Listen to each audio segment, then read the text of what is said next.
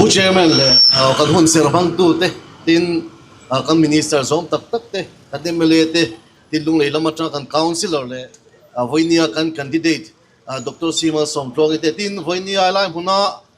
กันทุกส่วนง่ายถ้าตัว local com ซงเตเลยมุนสังสัง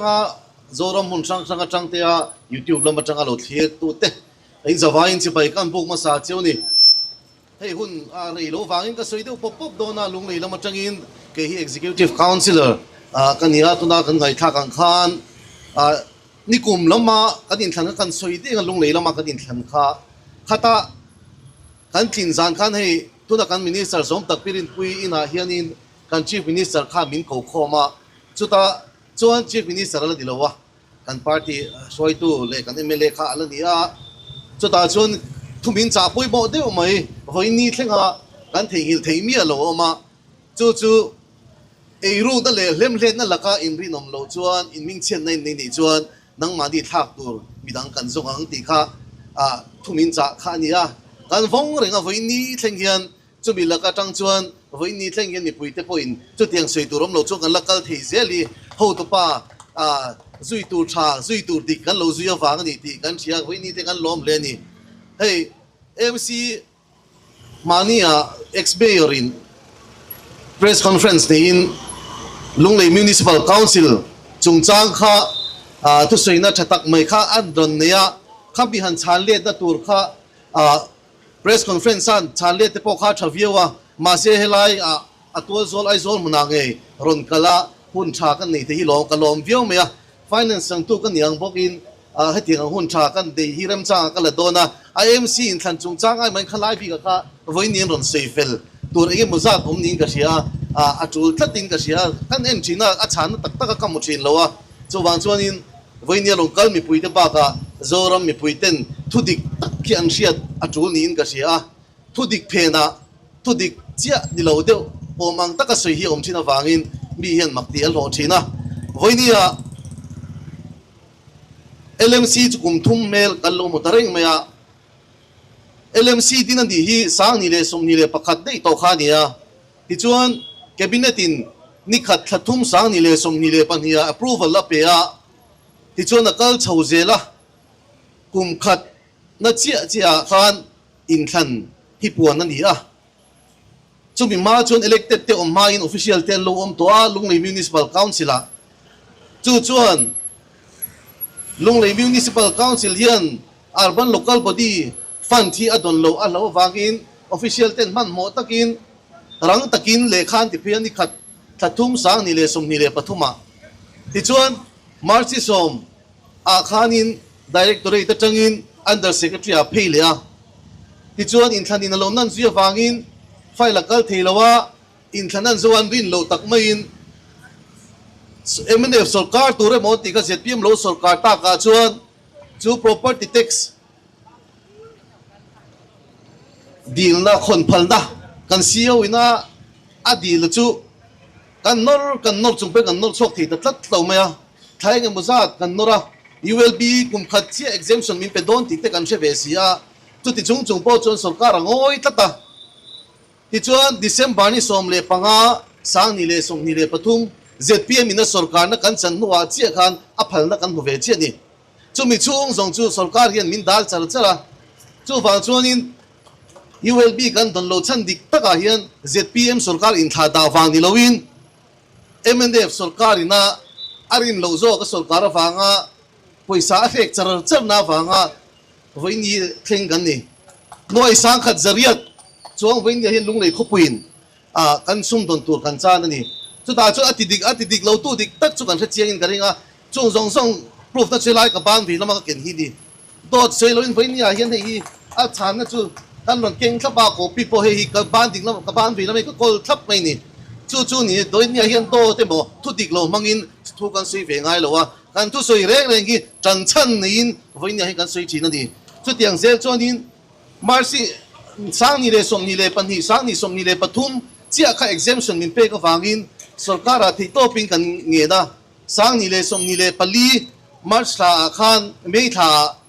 kan secretary UDNPA tangin central azu bozuina te khang zung zung wa khanin exemption sang ni som ni le pathum le ni li khamin pek le wangin chumi chu dong le chau kan nia ti chuan hunna kal zela sarkara paisa kan dila ka ZPM sarkar nuwa chuan thila local chakta dewa July tha ate tian ron kal chawa a phalna outsource phalna te minan pe chho ta zela chung min pe ka wang chuan assessment te kan lo ti thei ve ta a property tax hi chu tiang go ta lo khon thei kha lo ni to lo me a BOC na apom te angaya chu min nuwa chuan state property tax board ina khang re chang te kha alo pom le angaya ti chuan hun nakal chho zela kan tlai don tak ngelin kan ting chia governor palna lain march ni som ni le pali sang ni le som ni le pal nga a khanin tuna kan property tax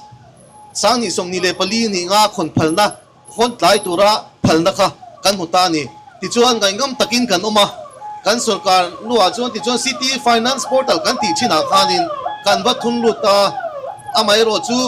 kan ti tur zong ti vek maila khalaya ati ratlem te kan lo tlai lek na khan voini mi lo hong thleng ta ni chung zong a chuan ZPM sarkar in tha da wang emo lunglei municipal council a thok tu te in tha da wang ni loin ati ra kum khat don mai kan dil na te min chel din sak tat tu te mo phur na liao khani ti voini ngai thatu te singai ka soi do ani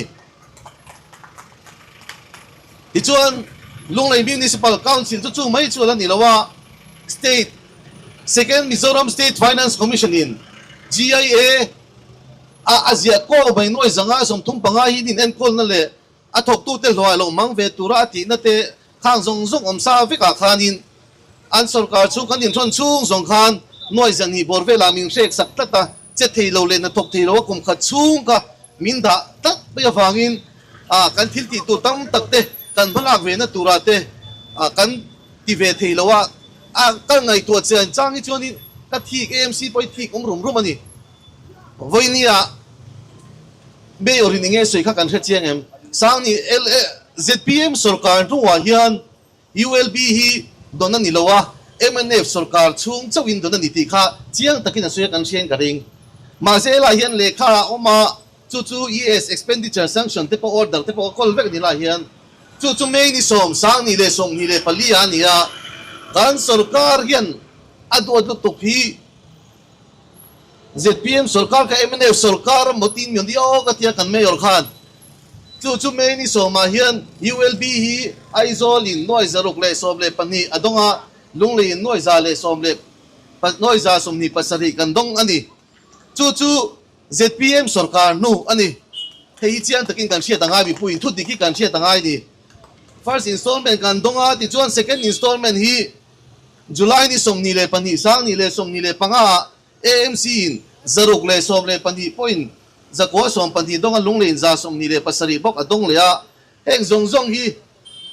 ZPM sarkar nu sang ni le som ni le pali ni ti hi voinia hian ex mayor purin enga hi kan sil non vele simani e hei lo siat ve tan ka du khop mai sarkar na kan du lo ta mi puite thu dik tok lo mangin vote nei na tur kan buna tur ni chuan kan campaign a late press conference yal te po kan nei dua voinia chuan ZPM chuan rin nom na nen dik na nen ro kan rielanga dik takin theito pin ma kan langa lemle na tello sarkar din turin voinia hian helai mu bipui local khom zong te le longai thatu zong te po Dr. Simon som tlongi kan corporator ta na lo thang ei turin kan ngien bok cheu ani ato pera chuan voinia hun thamin pe ka wangin lom thu ka soi tak mewa helai muna hian thu dik tak zoram mi pui hian hei ai chiang zo khian nakina press conference po la nei le kan tum mai thei lung le lama te po chu wang chuan hun minute som che kan nei wangin dongin kan soi tam thei lawa thu dik tak kan sia tia chul to wangin voinia hian thil dang zong ain helai muna hian he thili ka ngai poi mo wangin taron puang so kan iti ka kan soi tel pok ani in zawai chunga kalome